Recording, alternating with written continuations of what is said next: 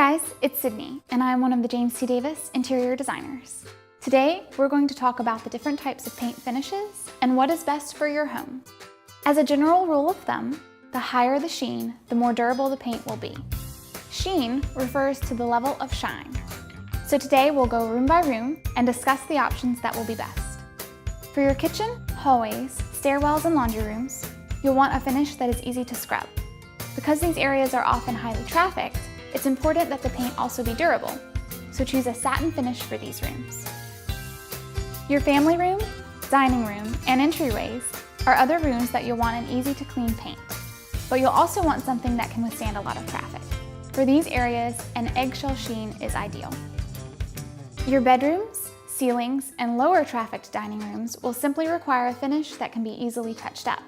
So for these areas, a flat finish will work perfectly. Finally, for the areas that will get a lot of heavy use and need to be regularly scrubbed, a semi-gloss finish is best. These areas include trim, molding, cabinets, doors, and any splash zones you may have. That's it! If you have any questions about the right paint sheen for your room or help matching the perfect paint, we're here to help.